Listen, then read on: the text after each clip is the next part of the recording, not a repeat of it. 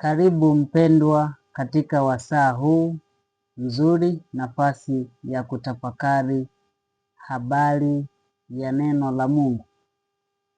Katika siku ya leo tutajifunza juu ya kitu kinachoitwa ushupavu katika imani ya Kiadventista. Ushupavu katika imani ya Kiadventista. Fanaticism in Adventism. Sasa tuangalie ushupavu maana yake ni nini? Dini ya kishupavu ni dini gani? Kwa mujibu wa maana nzima ya neno ushupavu au ushupavu wa kidini, ni misimamo yote iliyopitiliza, misimamo ambayo ni ya msisimko, yani inajengwa katika msisimko, lakini pia ni mwenendo ama harakati zinazozidi neno la Mungu, zinazozidi pale ambapo neno la Mungu linaishia. Kwa hiyo misimamo hii ya kishupavu ya kidini huhusisha zaidi hisia binafsi, lakini pia huhusisha maoni binafsi, mafundisho ya kubahatisha, speculations, lakini pia mwenendo usio na utaratibu, disorganized movement. Lakini pia dini ya kishupavu huhusisha mafundisho ya kubahatisha na mawazo yaliyokithiri ambayo yanawekwa juu ya maandiko matakatifu na hukumu ya haki. Hukumu ya haki inaachwa, maandiko matakatifu yanaachwa, lakini maoni binafsi, msisimko binafsi, mafundisho ya kubahatisha yanainuliwa juu, yanafanywa kama ndio ujumbe unaopaswa kusikilizwa ama ndio ujumbe ambao utawaokoa watu. Na katika historia ya Uadventista, mienendo hii ya kishupavu, ya dini ya kishupavu imekuwepo na historia yake. Katika historia ya Kiadventista, dini ya kishupavu imekuwa na historia yake ambayo inaikumba imani ya Kiadventista. Na siku zote imani hii ya kishupavu, dini hii ya kishupavu inaeleweka kama uzoefu bandia wa kiroho ambao shetani huutumia zaidi katika kufanya nini? Kuwachanganya waumini, lakini pia kuligawa kanisa, lakini pia kudhalilisha ukweli. Pale ambapo maoni binafsi, mafundisho ya kubahatisha, mafundisho ya uongo yanapoinuliwa juu ya ule ukweli wa neno la Mungu, shetani anapata nafasi ya kuudhalilisha ukweli na kufunika kabisa, watu wasiujue na wafuate misisimko binafsi na maoni binafsi. Baadhi ya sifa za ushupavu wa kidini katika mafundisho ya Waadventista ni pamoja na yafuatayo: sifa na mambo ambayo yanahusishwa zaidi na ushupavu, dini hii ya kishupavu katika historia ya Kiadventista. Moja ni kudai ufunuo maalum au mamlaka inayopingana na Biblia. Kudai ufunuo maalum au mamlaka inayopingana na Biblia. Kwa mfano, kuna mtu mmoja katika historia ya Kiadventista ambaye alikuwa anaitwa Brother Stanton. Brother Stanton kwenye miaka ya 1893 hivi aliandikiwa barua na Ellen G. White ya kumuonya. Yeye alikuwa na shida gani? Alidai ufunuo maalum wa kwamba kanisa la Waadventista wa Sabato limeanguka na watu wanatakiwa kujitenga nalo. Kwa hiyo alitangazia kanisa hilo la SDA ni Babeli. Kwa hiyo ufunuo huo maalum aliuclaim kwamba ameupata, na hivyo akaandikiwa barua na Ellen G. White ya kwamba unachokifanya sio kweli. Mungu analo kanisa lake sasa ambalo wewe unaliita Babeli, lakini sio kweli. Mungu hajakutuma ujumbe huo. Maana ni kwamba yule mtu alidai ana ufunuo maalum, kumbe sio. Ndani yake kulikuwa na roho gani? Ya ushupavu, dini ya kishupavu. Fanaticism ndio ilikuwa inamwendesha kutoka kwa adui, ili kwamba kufanya nini? Tumeona hapo mwanzoni kwamba lengo kubwa, shetani anatumia dini ya kishupavu kusambaratisha kanisa, kugawanya, lakini pia kuudhalilisha ukweli. Lakini mjumbe wa Mungu alikabiliana na mtu huyo kuja kumwonyesha kwamba ufunuo huo haujatoka kwa Mungu. Lakini pia huyo mtu aliyekuwa anaitwa Stanton alikuwa anapinga zaka, anapinga organization ya kanisa. Kwa hiyo alikuwa ni adui mkubwa sana katika ukweli wa Biblia, ukweli wa neno la Mungu. Fanaticism kwa namna fulani Mungu akamtumia mjumbe wake kuuzima. Haina maana ya kwamba ujumbe huo, japo unatumiwa na baadhi ya watu, kwamba Ellen G. White aliagiza kwamba kanisa la SDA sio Babeli na halitakuwa Babeli. Hiyo ni nyongeza ya watu ambayo wanaweka kusema kwamba Ellen White aliweka mipaka ya kwamba kanisa hili halitawahi, japo yeye hakusema hivyo. Yeye alisema kwa wakati huu Mungu ana kanisa. Kwa hiyo yeye mwenyewe katika nukuu zake anasema time and place must be considered.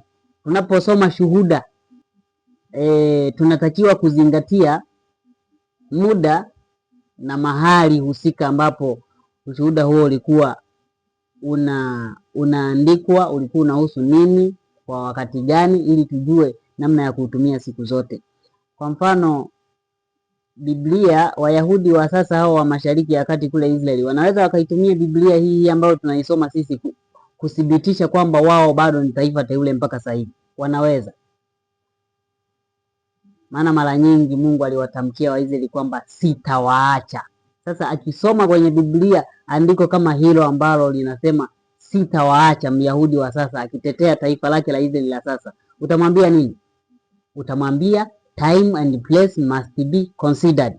Kwa hiyo tumeona kisa kimojawapo cha namna ambavyo ushupavu, dini ya kishupavu inafanya kazi, kudai mafunuo maalum, lakini kumbe mafunuo hayo yanakuwa hayajatoka kwa Mungu bali ni ya yule muovu, ili kusambaratisha kanisa. Jambo la pili ambalo linahusishwa na dini ya kishupavu hasa katika historia ya Kiadventista, hata nje ya Uadventista hayo mambo yanatokea, kuinua juu mafundisho yaliyopitiliza au yasiyo na uwiano. Kuinua juu mafundisho yaliyopitiliza au yasiyo na uwiano. Nitatolea jambo moja. Kwa mfano, kuna watu wanainuka, wanadai wanafanya matengenezo. Nitolee mfano matengenezo katika swala la afya. Swala la afya. Yaani wao wanafikia hatua wanaweka restriction kabisa, limit ya kwamba hatuwezi kwenda hospitali. Hatuwezi kwenda hospitali. Yaani wanaweka ni sheria ya kwamba hawawezi kwenda. Hata mtu akiugua kiasi gani hawezi kwenda hospitali. Kwa sababu wanayoitoa ni kwamba roho ya unabii inaagiza tusitumie madawa ya kikemikali. Lakini hiyo ni maana nzima ya kwamba ni mafundisho yaliyopitiliza yasiyo na uwiano. Roho ya unabii haijatukuweka sheria ya kwamba usiende hospitali hata kama unaumwa kwa namna gani. Lakini dini ya kishupavu inakuja inaongezea sheria. Yaani ni kama tu Wayahudi ambavyo Mungu alikuwa amewapa sheria zake, lakini wakaongezea na wao sheria zao pale. Kwenye sheria zake wanaongezea sheria zao mpaka inafikia hatua kweli ya Mungu, sheria ya Mungu ikadhalilishwa, ikaonekana ni ngumu sana na ni ajabu sana. Lakini kumbe wanaoifanya ionekane ni ajabu wale ambao wanaongezea sheria zao. Jambo lingine ambalo linahusishwa na ushupavu, dini ya kishupavu, ni msisimko wa kihisia bila badiliko la kweli la kiroho. Mfano, nitazungumzia mfano hapo ya kwamba kuweka tarehe ama kupanga muda. Katika historia ya Uadventista kuna watu ambao walishawahi kutokea kipindi cha nyuma wakipanga muda ya kwamba Yesu atakuja muda fulani, Yesu atakuja mwaka fulani, hivi na hivi, yani wanapangilia muda katika kipindi chetu hiki ya kwamba mwaka fulani jambo fulani, mwaka fulani wanaweka miaka ya kutimia kwa unabii ambao bado haujatimia. Kwa mfano sheria ya Jumapili, kuja kwa Yesu mara ya pili, kufungwa kwa mlango wa rehema. Sasa kama tulivyoona kwamba ushupavu, yani sifa yake kubwa ni kuongezea mambo ambayo neno la Mungu halijasema, na yanakuwa ni yamejengwa katika msingi wa maoni binafsi, sio neno la Mungu limeyatengeneza hayo mambo, maoni binafsi. Kwa hiyo wale watu ambao wanatangaza muda, wanapanga muda kwamba mwaka fulani itakuwa hivi, watu wafanye hivi kwa sababu mwaka fulani itakuwa hivi. Mmojawapo ya matokeo ya ujumbe kama huo ni kudhalilisha ukweli. Kwa mfano miaka 2012 mambo hayo yalitokea, watu wakajiandaa wengine kwa namna moja ama nyingine, lakini muda ukapita.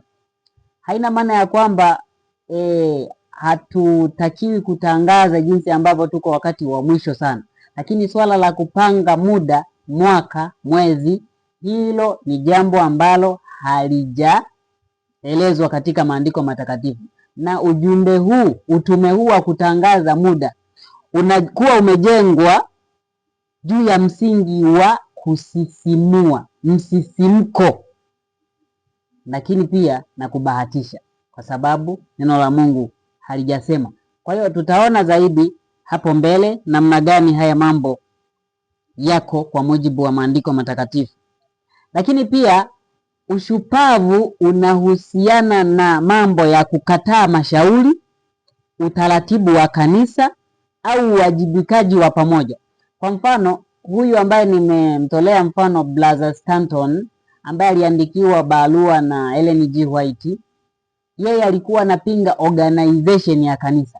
Anapinga kwamba kanisa halitakiwi liwe na organization. Ni kama tu vile ambavyo Waadventista wa awali walikuwa na wao wana roho ya fanaticism, extremisti, na kwa sababu hiyo walianza kupinga mfumo wa kanisa, wakaanza kupinga mfumo wa kanisa ili kwamba usiwepo kabisa.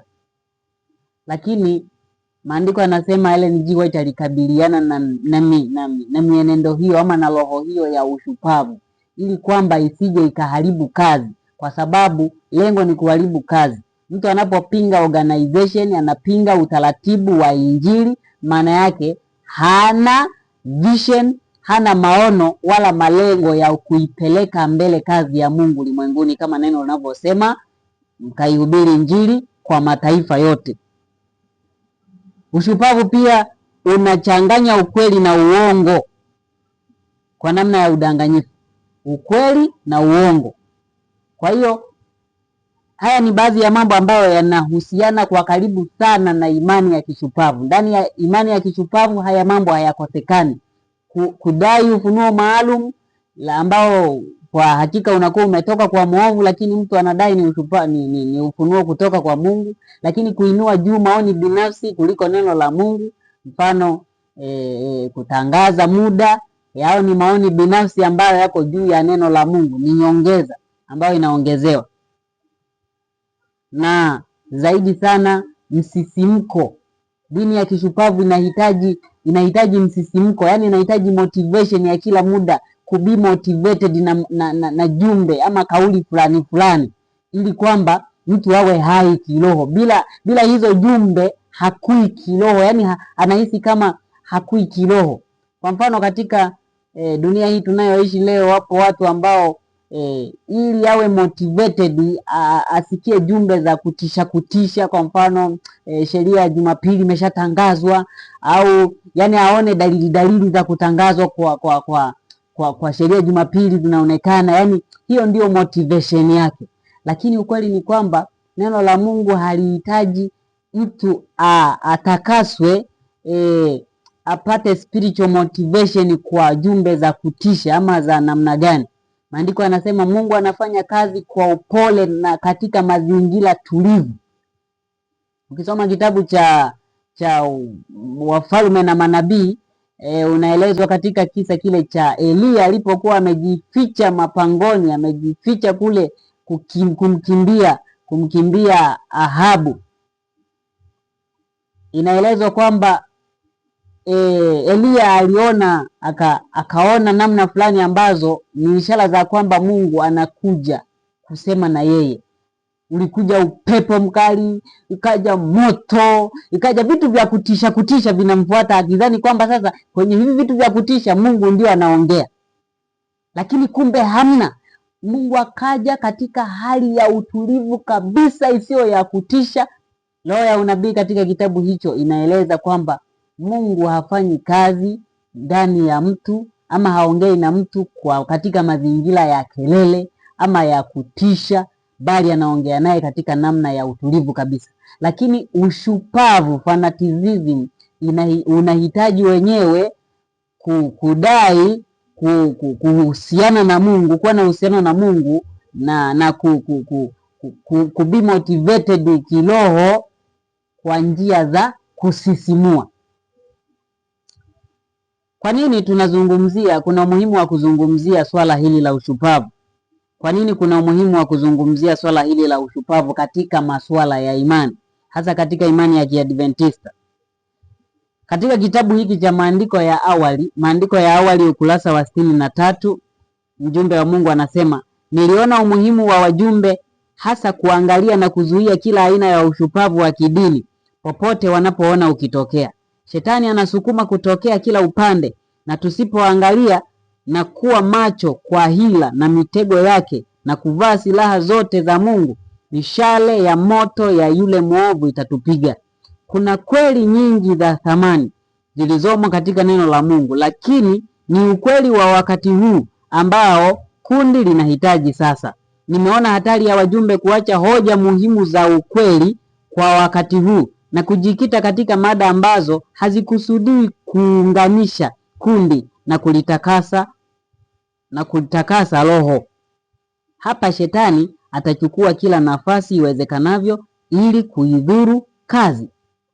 Kwa hiyo hapa mjumbe wa Mungu aliagiza kwamba kuna umuhimu wa wajumbe, kanisa, kuangalia ushupavu usije ukatawala ama ukastawi ndani ya kanisa, kwa sababu lengo kuu la dini ya kishupavu ni kutawanya kanisa, kuharibu umoja, kuanzisha imani ya msisimko ambayo si kwa ajili ya kutakasa kanisa.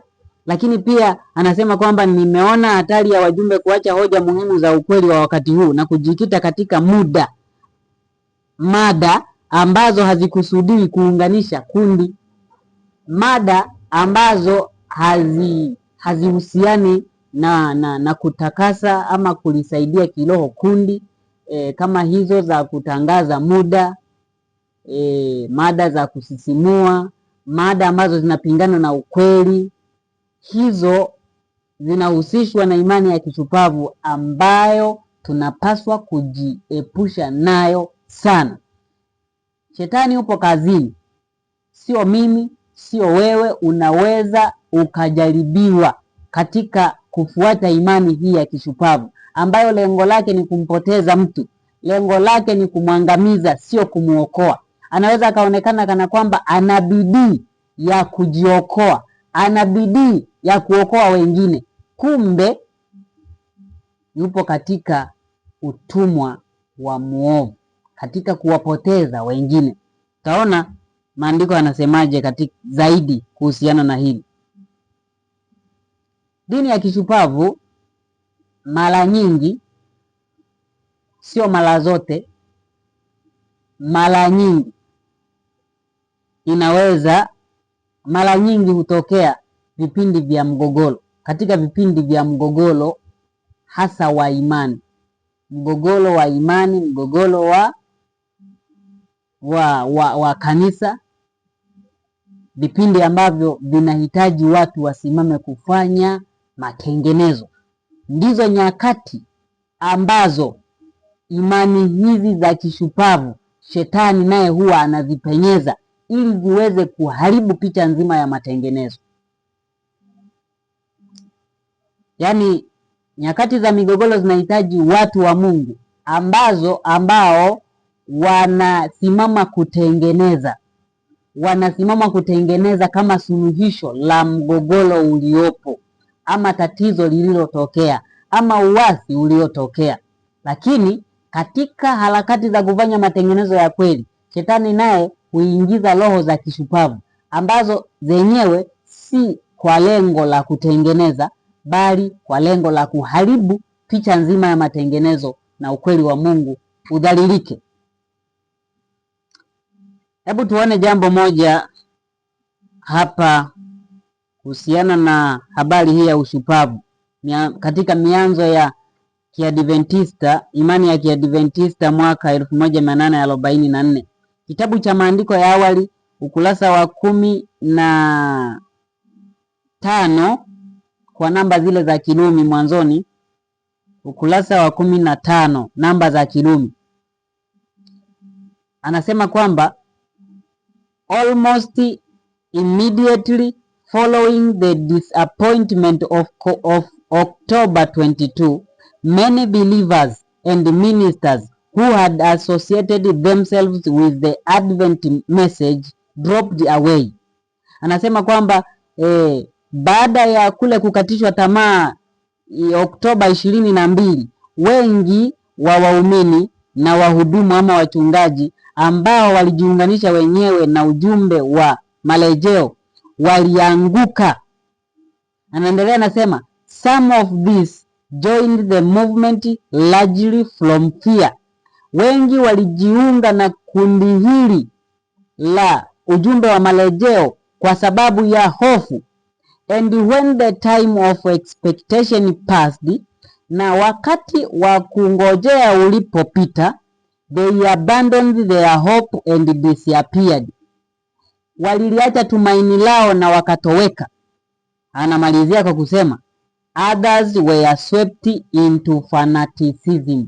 Wengine walifagiliwa mbali wakashikwa na imani ya kishupavu.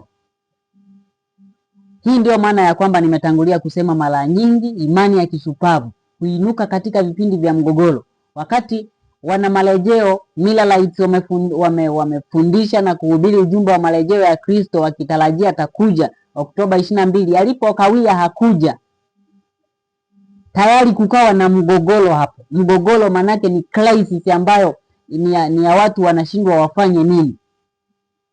Sasa badala ya watu watulie katika kumwomba Mungu ili wafuate njia ya kweli, wapate suluhisho la mgogoro huo, kukawa mojawapo ya kitu ambacho kiliinuka ni ushupavu ambao unawaelekeza watu katika upotevu. Tuje katika kipindi chetu hiki cha wakati wa mwisho kabisa, miaka mingi sana baada ya imani za kishupavu kuinuka, kipindi cha miaka 1844. Sasa hivi kuna mgogoro mkubwa ambao uliopo. Mgogoro uliopo sasa ni wa kiimani katika kanisa la Waadventista wa Sabato SDA. Mgogoro huo ni kwamba kanisa hilo la Waadventista wa Sabato kwa kiasi kikubwa linaonekana kwa wazi zaidi kwamba limeacha njia ama limeasi, na huo ni mgogoro kwa watu, maana wanapishana hoja zao kwamba sasa tunaenda wapi, tumefikia wapi, kwa nini hivi na hivi. Huo ni mgogoro, unahitaji suluhisho la kweli. Na tumeona kwamba imani za kishupavu mara nyingi shetani anazipenyeza wakati muhimu sana ambao watu wanauhitaji kwa ajili ya kufanya maamuzi sahihi kukabiliana na mgogoro ulio mbele yao. Sasa mgogoro huu uliopo katika kanisa la Waadventista wa Sabato unazalisha fanaticism kwa kiasi kikubwa, hasa katika dunia hii tunayoishi ya Kiadventista. Unazalisha watu wengi wenye imani ya kishupavu, lakini wakidai kwamba wanatafuta suluhisho la uasi, wanafanya matengenezo. Wachache ambao wanafanya matengenezo kwa kufuata neno la Mungu limesemaje, wajiunge na matengenezo ya kweli. Wengi pia wanafadhiliwa na imani ya kishupavu wakidhani kwamba wanatengeneza. Mungu atusaidie sana.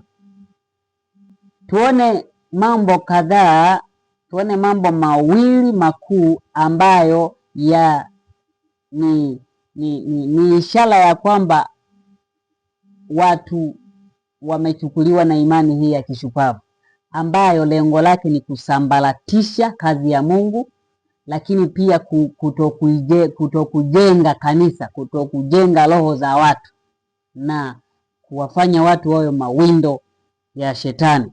Jambo la kwanza ambalo imani hii ya kishupavu inafanya, ikidai kwamba inafanya matengenezo, ni kukataa mfumo wa kanisa, kukataa organization, kukataa order and system. Hili ni jambo ambalo linafajilia wengi wanaojidai kuwa Waadventista wa Sabato. Wanadai kwamba mfumo ama muundo wa kanisa hauna kazi. Hatuhitaji muundo ama mfumo unaounganisha washiriki wa kanisa. Hatuna haja kabisa. Na wana madai mengi kama vile General Conference sio mfumo wa Mungu, mfumo ambao una rais wa GC. Wanadai kwamba rais wa General Conference ama mwenyekiti wa General Conference ni mfano wa jinsi Waisraeli walivyolilia mfalme. Waisraeli walivyolilia mfalme wakapewa Sauli. Lakini sio kweli.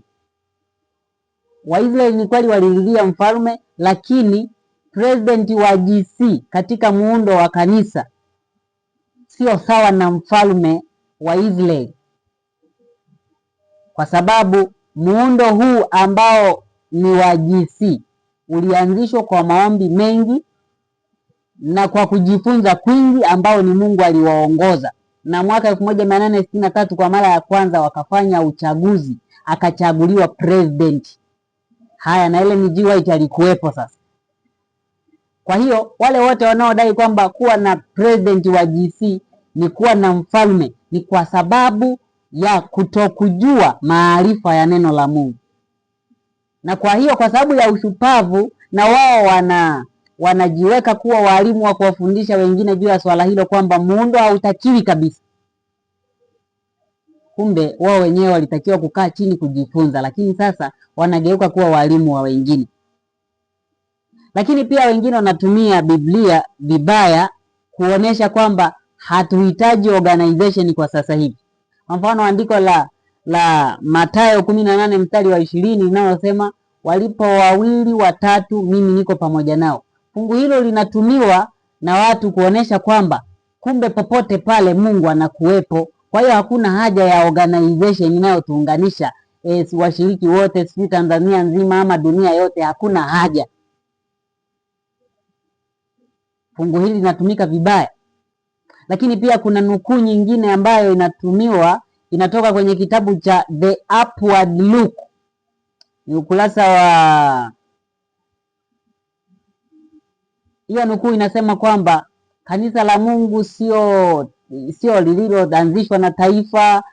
Nukuu hiyo inaeleza mambo mengi kwamba kana kwamba ile nukuu inapingana ama inamaanisha hakuna ulazima wa organization. Inatumika sana. Lakini ile nukuu haina maana hiyo ya kupinga organization ama kuonesha kutokuwepo na umuhimu wa organization ya order. Bali nukuu hiyo huonesha jinsi ambavyo Mungu yuko na watu wake wanaomkiri yeye popote pale walipo. Anakuwepo nao. Na kuwepo nao haina maana ya kwamba hawahitaji organization. Wanaposikia mahubiri ya kwamba kanisa inatakiwa kuwa na muundo, na wao wanatumia nukuu hii kuonesha kwamba muundo ama mfumo wa kanisa hauhitajiki ama sio wa lazima. Nukuu hii nitaisoma, inasema, God has a church. It is not the great cathedral, neither it is the national establishment, neither is it the various denominations. It is the people who love God and keep his commandments. Where 2 or 3 are gathered together in my name, there I am in the midst of them. Matthew chapter 18 verse 20. Where Christ is even among the humble few, this is Christ's church. For the presence of the high and the Holy One who inhabited eternity can alone constitute the church. Anaendelea anasema hivi, where 2 or 3 are present who love and obey the commandment of God, Jesus there presides.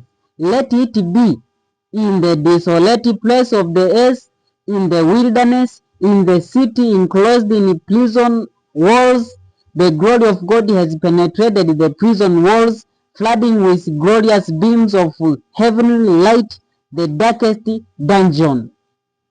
His saints may suffer, but their sufferings will, like the apostles of old, spread their face and win souls to Christ and glorify his holy name. The bitterest opposition expressed by those who hate God's great moral standard of righteousness should not and will not shake the steadfast soul who trust full in God. Kwa hiyo nukuu hii haizungumzii kabisa kwamba kutokuwa na umuhimu kwa organization ama mfumo wa kanisa, bali inaonyesha jinsi ambavyo Mungu anakuwa na kanisa lake. Yaani mtu yeyote ambaye anayemkiri yuko mahali fulani, popote pale anakuwa naye. Wanapokusanyika 2 watatu anakuwa naye. Kwa mfano Kornelio alikuwa ni mpagani, lakini alikuwa akifanya ibada. Mungu alikuwa anamuona kule, na wakati ulipofika Mungu alimtoa kule akamleta ndani ya kanisa. Yule alikuwa kanisa la Mungu. Kwa hiyo popote pale Mungu anakuwepo. Haina maana ya kwamba sasa Kornelio kwa sababu alikuwa nje na kanisa hili la Kikristo basi angebatizwa aseme kwamba mimi sina haja kuendelea na ushirika huu kwa sababu hata kule nilikokuwa Mungu alikuwa ananiona. Haina maana hiyo, bali alitakiwa aungane na wenzake katika organization moja ili kuiendeleza kazi. Kwa hiyo nukuu hii haizungumzii hata kidogo ama haina dhumuni la kuonesha kutokuwepo kwa umuhimu kwa organization ya kanisa ambayo inaongoza kazi ya Mungu duniani. Kwa hiyo wanatumia mafungu haya ya Biblia, lakini pia na nukuu kama hii kufanya nini? Kuonesha kwamba kanisa kuwa katika hali ya disorganization ni sahihi tu, kwamba kila mmoja ajitegemee ni sawa. Imani ya kishupavu ambayo katika historia ya Kiadventista tunamuona Brother Stanton ambaye alikuwa anapinga organization pia. Hivyo akakemewa vikali na Ellen G. White ili aachane na huo msimamo na aweze kuokoa roho yake. Kazi hii ya kutenda kwa kujitegemea inakusudia kuondoa umoja wa kanisa. Sikiliza nikwambie mpendwa, shetani anajua umoja, penye umoja ndio penye nguvu. Waswahili tu wanasema umoja ni nguvu, utengano ni udhaifu. Shetani analijua hilo. Kwa hiyo anapoinua imani hizi za kishupavu ambazo zinapinga umoja, zinapinga organization, ni kwa ajili ya kumrahisishia kazi shetani. Maana nguvu ya kukabiliana naye haitakuwa kubwa kama ambavyo watu wangeungana kwa umoja ili kukabiliana na yeye. Kwa mfano, kipindi cha ujumbe wa malaika wa kwanza, madhehebu ya Kiprotestanti ndio ambayo Mungu alikuwa anatambua kama kanisa lake, na hivyo aliyaletea ujumbe wa malaika wa kwanza lengo mojawapo la ujumbe wa malaika wa kwanza ni kuwaunganisha wale wa Protestanti wawe kitu kimoja, maana walikuwa kwenye madhehebu mbalimbali, wanatofautiana na wenyewe katika mafundisho. Sasa lengo la Mungu lilikuwa ni kuwaleta pamoja, akiwaleta pamoja watengeneze jeshi moja linalokubaliana, jeshi moja linalokubaliana. Sasa lakini wengine wakakataa. Waliokataa walitajwa kuwa Babeli, kwa sababu wanaridhika katika hali yao ile ya kutofautiana. Na sasa leo wanaojidai kuwa Adventista wa Sabato lakini wana matengenezo, wanadai kutengeneza katika hali hiyo hiyo ya kwao ya kutofautiana. Wanadai hawana haja ya kuleta umoja wa aina moja. Yaani wanasema hivi, tunaweza kuwa mwanajeshi, kila mmoja mwanajeshi nyumbani kwake. Hatuna haja ya yaani tutapigana kila mmoja mwanajeshi mahali alipo. Yaani mwanajeshi hamjui mwanajeshi mwenzake.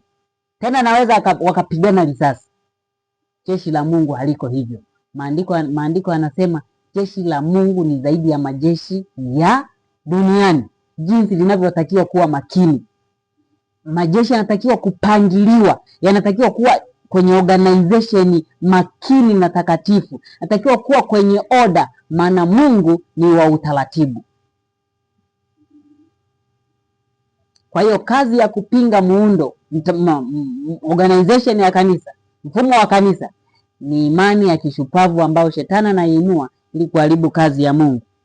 Na wengi wanajaribiwa katika hili. Mjumbe wa Mungu Ellen G. White katika kitabu cha Maandiko ya Awali ukurasa wa 97 anasema, Bwana ameonyesha kwamba utaratibu wa Injili umeogopwa sana na kupuuzwa. Waadventista walikuwa tofauti na makanisa yote, na mwanzoni hawakuwa na wazo la kuunda kanisa jingine. Baada ya mwaka 1844 kulikuwa na machafuko makubwa, na wengi walipinga vikali aina yoyote ya mpangilio wa kanisa, wakiamini kwamba ulikuwa kinyume na uhuru mkamilifu wa Injili. Ushuhuda na kazi za Ellen G. White daima zimekuwa dhidi ya ushupavu wa kidini, na katika maelekezo yaliyotolewa kupitia kwake, mpangilio wa kanisa katika namna fulani ulisisitizwa mapema kuwa wa lazima ili kuzuia machafuko. Hapa tunaona ushuhuda kutoka katika kipindi cha Waadventista wa awali kabisa. Wanasema kwamba wale Waadventista wa awali na wao walikuwa wanapinga muundo, mfumo. Walikuwa wanadai kwamba tukijiunda na sisi tutazalisha upapa. Yaani walikuwa wanapinga kila aina ya mpangilio. Wanadai kila mmoja awe huru kufanya Injili anavyotaka yeye. Lakini maandiko yanasema kwamba kulikuwa na machafuko makubwa. Wewe hebu fikiria jeshi tu la Tanzania lipewe uhuru huo wa kwamba kila mmoja aamue anavyotaka yeye. Kutakuwa na jeshi hapo, kutakuwa na umoja hapo, kutakuwa na ulinzi hapo, kutakuwa na usalama hapo? Hakuna. Sasa kama jeshi tu la kibinadamu la kimwili linaweza ku maintain order, vipi kuhusiana na jeshi la Mungu? Likidhalau order, litafanya kazi kwa mafanikio? Hapana. Kwa hiyo Ellen G. White alikabiliana na imani hii ya kishupavu. Anaendelea anasema, kuna utaratibu mbinguni. Kulikuwa na utaratibu kanisani Kristo alipokuwa duniani, na baada ya kuondoka kwake utaratibu ulizingatiwa kwa makini miongoni mwa mitume wake. Na sasa katika siku hizi za mwisho, wakati Mungu anawaleta watoto wake katika umoja wa imani, kuna hitaji halisi la utaratibu zaidi kuliko hapo awali. Kwa maana Mungu anapowaunganisha watoto wake, shetani na malaika zake waovu wanajishughulisha sana kuzuia umoja huu na kuuangamiza.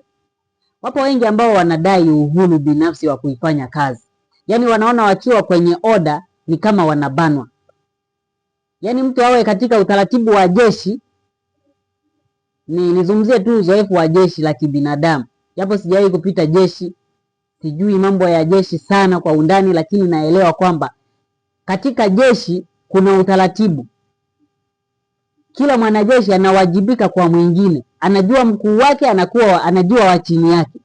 Kwa hiyo hawana uhuru wa kutenda kama anavyotaka. Huyu anatenda kwa mujibu wa kile ambacho kiko juu yake, na huyu wa chini anatenda kwa kuwajibikia kile kilicho juu yake. Yaani kila mmoja anawajibika kwa ajili ya mwingine. Lakini sasa mawazo ambayo yapo kinyume na mfumo ama muundo ama utaratibu yanamtaka mtu afanye anavyotaka yeye, yaani hata asiwe na mipaka, anatenda kama anavyotaka kwa uhuru bila kuwajibika kwa mwingine. Hayo ni mawazo ya kishetani, na anasema kwamba shetani na malaika zake wanajishughulisha kuzuia umoja, kuwafanya watu wawe huru, na kwa namna hiyo anamaliza kazi, yaani anaivunja nguvu kazi ya Mungu duniani. Soma katika kitabu hiki cha Testimony ama Shuhuda ya Kanisa ya 9 ukurasa 258, anasema baadhi wameendeleza wazo kwamba tunapokaribia mwisho wa wakati, kila mtoto wa Mungu atatenda kwa kujitegemea bila kuhusiana na shirika lolote la kidini. Lakini nimeelekezwa na Bwana kwamba katika kazi hii hakuna kitu kama kila mtu kuwa huru kabisa kivyake. Nyota za mbinguni zote ziko chini ya sheria, kila moja ikiathiri nyingine kufanya mapenzi ya Mungu, zikitoa utiifu wao wa pamoja kwa sheria inayotawala matendo yao. Na ili kazi ya Bwana iendelee kwa afya na uthabiti, watu wake lazima washikamane pamoja. Sikiliza, neno la Mungu lililovuviwa halikubakiza kitu. Anasema Ellen White alioneshwa katika maono kwamba kuna wakati utafika watu wanasema tumekaribia sana mwisho sasa hivi. Kwa hiyo kila mmoja anatakiwa kutenda kama kutenda kwa uhuru bila kuhusiana bila kuwa na ushirika na shirika lolote la kidini. Hapa tunaelewa kwamba kumbe kanisa la Mungu duniani ni shirika, ni taasisi, ni muundo. Sasa anasema kwamba alionyesha watu ambao wana mawazo ya namna hiyo kwamba tumekaribia mwisho, hatupaswi kuwa, hakuna haja ya organization. Lakini anasema nimeelekezwa na Bwana kwamba katika kazi hii hakuna kitu kama hicho cha kila mtu kutenda kwa uhuru kabisa kivyake. Akatolea mfano, akaelekezwa kwamba nyota za mbinguni, yani malaika, wako kwenye perfect order, wameshikamana. Kila tendo la nyota moja linaathiri nyota nyingine. Kila nyota inawajibika kwa nyingine. Yaani kwa mfano, fikiria kama ilivyoandikwa katika Biblia, Mungu anakusanya karama za kila aina, anakuja na zileta zote kanisani. Watu wa karama mbalimbali anawaleta kwenye kanisa lake. Na lengo la karama zote zile mbalimbali ni kujenga mwili wa Kristo, yani kulijenga kanisa. Sasa ina maana yake mtu ambaye anapinga muundo, maana yake anataka kwamba kila karama itende kazi kwa kujitegemea. Maana yake hakuna kanisa litakalojengwa hapo. Na ndio lengo la shetani. Anahofu kwamba karama hizi zikikusanywa pamoja basi itatengenezwa nguvu kubwa sana kinyume na ufalme wangu. Lakini anafanya kazi kubwa sana kuzuia umoja huu ili karama hizi ambazo zina lengo la kujenga mwili wa Kristo zisije pamoja. Na hivyo atakuwa amefanikiwa, amechelewesha kazi, amevuruga kazi. Sasa anasema ili kazi ya Bwana iendelee kwa afya na uthabiti, watu wake lazima washikamane kwa pamoja. Imani ya kupingana na organization, kupinga muundo wa kanisa, ni imani ya kishupavu.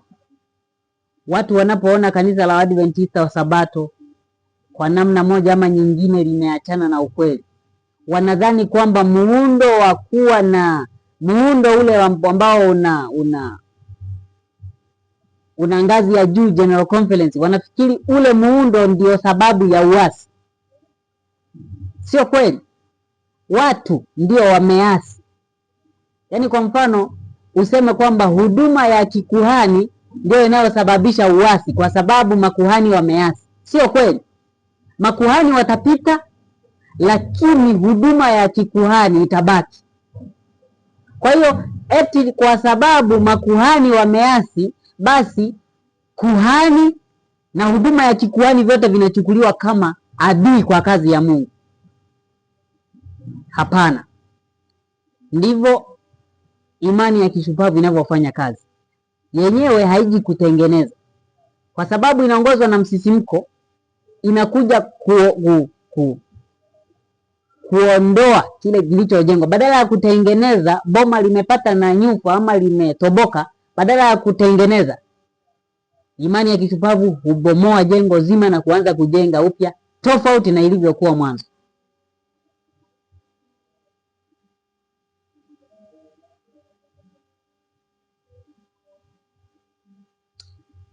Shetani ndio yuko nyuma ya kuzuia mpangilio wa kanisa. Kama tulivyoona kwamba imani hii ya kishupavu, shetani ndio yuko nyuma yake kuzuia watu wao wasiwe na umoja.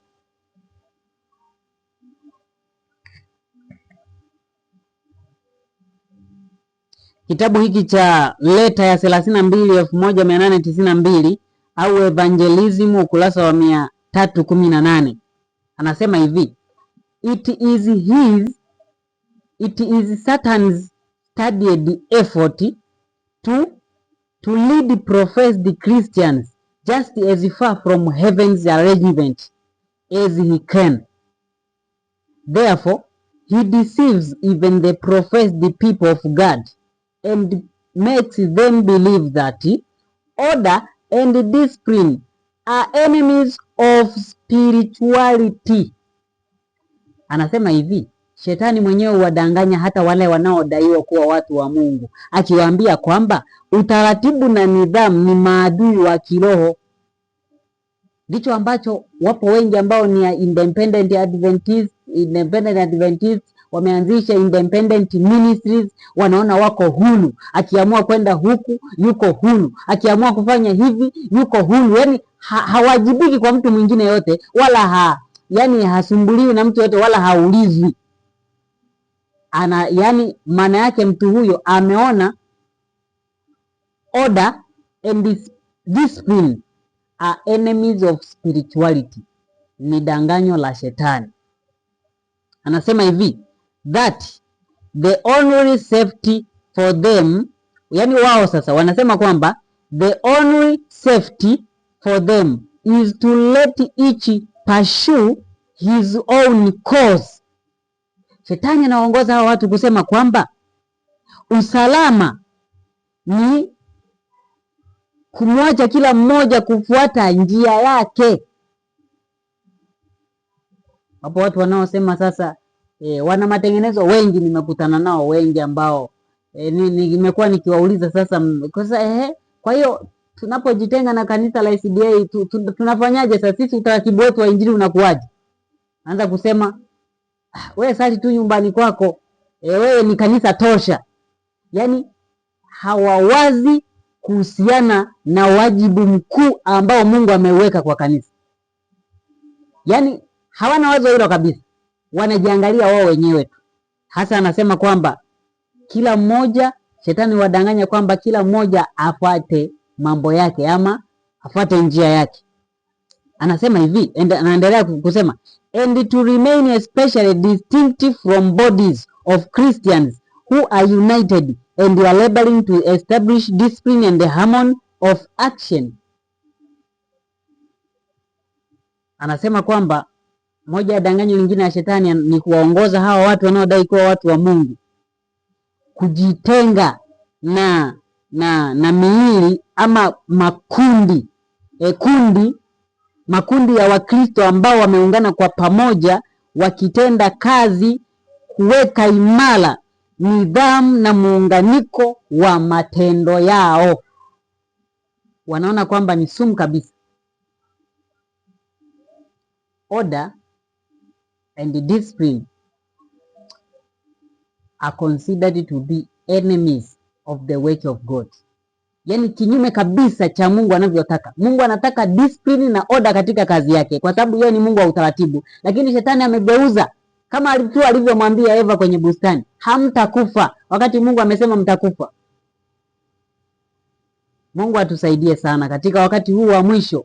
Malaika wa nuru, shetani anakuja kama malaika wa nuru, na bila Kristo yani hatuwezi kumtambua kwamba eti huyu ni shetani. Hatuwezi hata kidogo bila Yesu. Anasema all the efforts made to establish this are considered dangerous and restriction of rightful liberty. Hawa watu waliodanganyika wakipinga muundo, anaendelea anasema kwamba wanaona jitihada zote za kuweka imara oda, utaratibu, wanaona jitihada zote hizo ni za hatari na ni kubanwa kwa haki ya uhuru. Yaani uhuru wanaotaka ni ule wa kutenda kama wanavyotaka wao. Yaani maana yake ni kwamba ni sawa na mwanajeshi jeshini anayetaka, akitaka kwenda kuchukua bunduki muda wowote anania uchukue, akitaka kulipua bomu muda wowote, hata sio muda wa majaribio, alipue. Yaani huo ndio uhuru wanaoutaka hawa wanajeshi wa Mungu, wanaojiita wanajeshi wa Mungu. Yaani hataki uongozi wa kwamba akiambiwa na mkuu wake kwamba, hataki ambiwa na mkuu wake kwamba fanya hivi, usifanye hivi. Anaona ni kubanwa, anatafuta uhuru binafsi. Shetani yuko kazini kwa namna hiyo, anaua kabisa kanisa na anaua kabisa roho za watu. Anasema and hence appeared as popery, yaani kwamba jitihada zote hizo za kumaintain order, discipline, system kwenye kanisa zinaonekana kama ni upapa. Anasema this deceived souls consider it a virtue to boast of their freedom to think and act independently.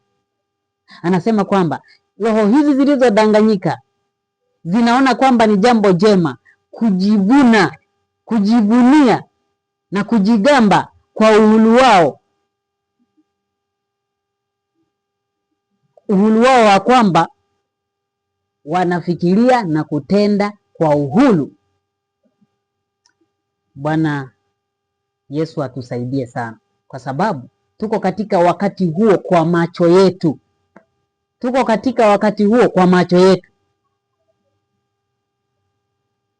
Anasema they will not take any man's say so, they are amenable to no man. It was and now is Satan's special work to lead men to feel that it is God's order to strike out for themselves and choose their own order independent of their brethren.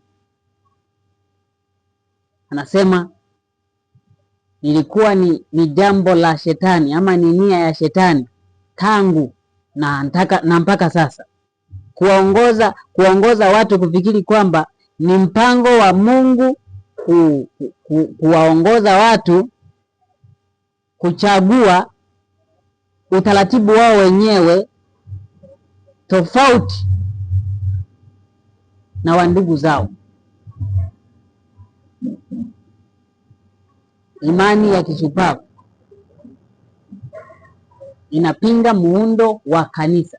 Waadventista wa awali walipinga muundo wa kanisa, lakini kwa neema ya Mungu imani hiyo ya kishupavu ikashindwa, muundo ukaanzishwa, injili ikasonga mbele.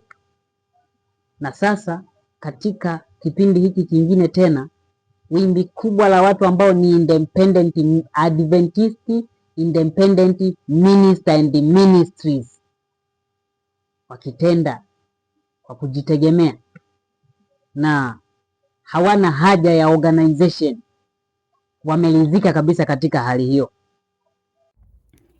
Yaani wanatengeneza Babeli, wanadai kukimbia Babeli, lakini wanatengeneza Babeli nyingine, kwa sababu wao kama wao katika hali ya kutofautiana wanakuwa hamna tofauti na makanisa ya Kiprotestanti miaka 1844 yaliyokataa kuja katika umoja, yakarudi katika madhehebu yao katika hali ya kutofautiana, lakini huku yakidai ni yanapinga kanisa la Rumi.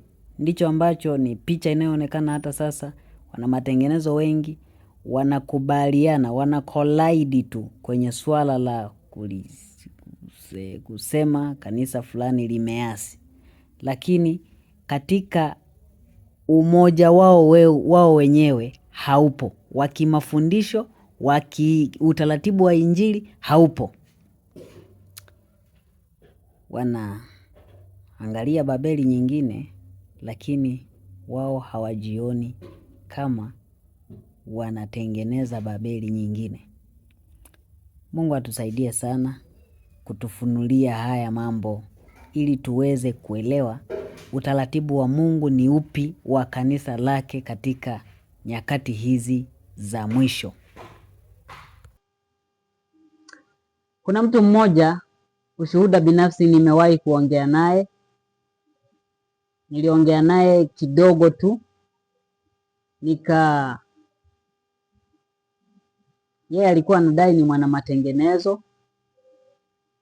Huwa nina tabia ya kuwasiliana na wana matengenezo wengi ambao wanajidai ni wana matengenezo ili kujifunza nao, kwa sababu kama ni matengenezo ambayo Mungu ameyaanzisha, kama sisi ni ndugu wa kiroho, matengenezo ya kweli tunayatafuta, basi hatuwezi kushindwana katika maongezi. Yaani ni sawa na ndugu ambao hawafahamiani, lakini wakiongea maneno mawili matatu, wewe umetokea wapi, baba yako alikuwa nani, ndani ya muda mfupi watafahamiana kwamba aisee, kumbe huyu ni ndugu yangu.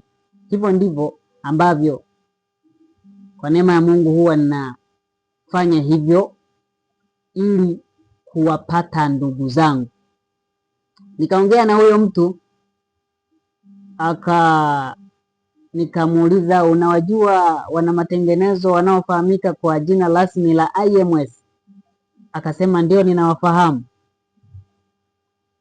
Nikamuuliza, ulishawahi kuzungumza nao kuhusiana na historia ya kanisa na historia ya matengenezo? Akasema sina muda huo. Nikashtuka, nikasema kwa nini huna muda huo, wakati huu ni muda mahususi sana wa sisi kujenga umoja kama watu ambao tunadai kweli tunatengeneza umoja ambao tutafanya kazi kwa umoja na kwa nguvu zaidi. Karudia tena akasema sina muda huo, muda umekwisha. Akanitumia na kitabu fulani alishaandika. Kitabu wako kanaeleza kwamba muda umekwisha. Yaani maana yake ni kwamba hakuna haja ya organization kwa sababu muda umekwisha. Ndio kile ambacho kimezungumzwa katika nukuu hii ya Testimony ya Tiza ukurasa 258 kwamba watu wanafikiria kwamba kadiri tunavyosogelea mwisho ndivyo ambavyo hakuna haja ya organization. Ndio mawazo ya yule ndugu. Basi nikamtumia tu nukuu hii ya Testimony ya Tiza ukurasa 258, nikamtumia, nikamuuliza, unaielewaje hii wewe? Hakujibu chochote. Kwa hiyo shetani yuko kazini katika kuhakikisha kwamba kazi ya Mungu ambayo pengine ingekuwa imemalizika sasa hivi kwa watu wake kushikamana, anaingiza na imani za kishupavu ili kuharibu muundo, kuharibu kazi isiendelee